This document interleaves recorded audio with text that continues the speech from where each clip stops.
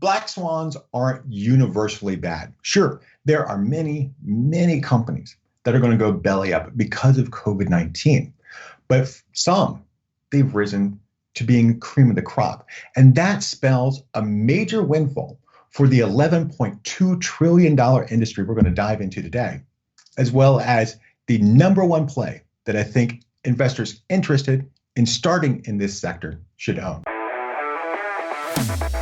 Hi, Matthew Carr, Chief Trend Strategist for the Oxford Club, and welcome to this episode of Market Trends. 2020 was already dubbed the year of 5G. This was the year that we were going to see the big nationwide rollouts of the next gen network.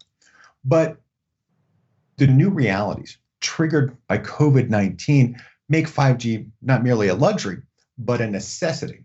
It was already estimated that more than 200 million 5G smartphones would ship this year.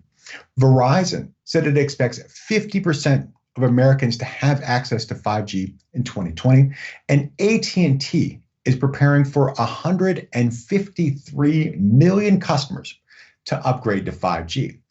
But let's take a step back. In March, people all over the world, they had their lives upended, streets emptied, businesses closed up shop, entire workforces were pushed out of office parks and onto online.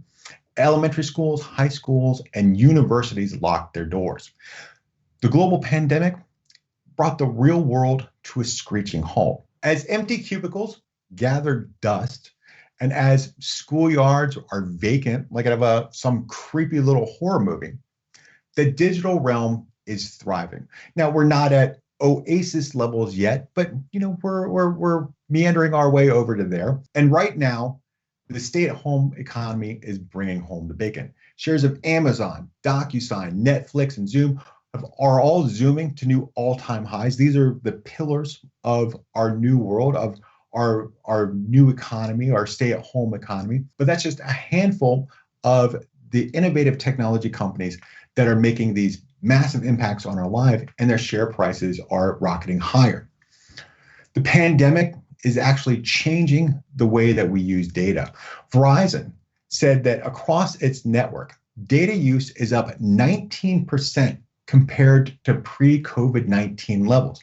But when you look at peak times across various categories, the usage rates are up multiples of that. In fact, video use is up 26%. Web traffic is up 30%. Downloads are up 56%.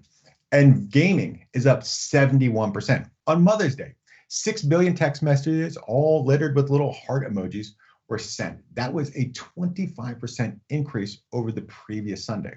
Now, Verizon believes that this sustained data usage is here to stay. And I totally agree, because we have to keep in mind that a recent Gartner survey found that only 26% of companies won't keep a portion of their workforce remote after COVID-19 passes. In fact, nearly half of companies will keep at least 10% of their workforce as telecommuters after the pandemic is over. Offices aren't going to be anywhere nearly as densely packed as they were before.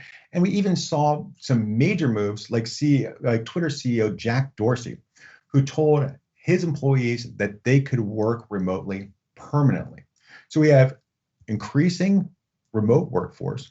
We have more video conferencing. We have more streaming, more gaming. These are just some of the reasons that a more robust network is an imperative. CCS Insights is forecasting that by 2023, there will be 1 billion 5G customers. That will grow to roughly 2.5 billion by 2025. And by 2026, there will be $11.2 trillion in 5G sales. That's a lot of growth. That's a lot of people getting onto this network. So the question is, as an investor interested in this sector, where should you start? Well, my number one pick here is American Tower Corp. This is a nice conservative play. The company operates more than 180,000 cell towers worldwide. 41,000 of those are found here in the United States. All of these have to be upgraded to 5G. But here's the really interesting part. In a year where there's a lot of uncertainty, a lot of haziness on the horizon about the impact of COVID-19, and all these companies are withdrawing guidance, American Tower isn't. In fact, it says its business really isn't altered by COVID-19. That's because 95% of its revenue is recurring revenue because it leases space on its towers to major mobile networks. On top of that, its projection for 2020 is that its property revenue will have a midpoint of $7.75 billion. That's nice little growth that we have there from a very conservative, stable company in a very uncertain world. And on top of that, this pays a nice little dividend to boot. So that's a twofold reason to own this company. And that's why it's, to me, a great way to start. We're now in the early innings of the 5G revolution. But I believe the massive upheaval in our daily routines caused by COVID-19, these aren't short term. These are long term. These are going to be with us forever for the most part. And that means the rollout of 5G networks needs to accelerate. We know 5G is magnitudes faster than previous generations. And in the new world that we find ourselves, like I said, with this increasing reliance on this digital realm, this pre-OASIS world, that means that 5G isn't a luxury for us to upgrade to. This is a necessity. And it's necessities like these where investors can find strong long-term gains. I'm Matthew Carr, Chief Trend Strategist for the Oxford Club, and thanks for watching this episode of Market Trends. For more information like this, go down to the description and sign up for my free e-letter. Until next time, here's the high returns.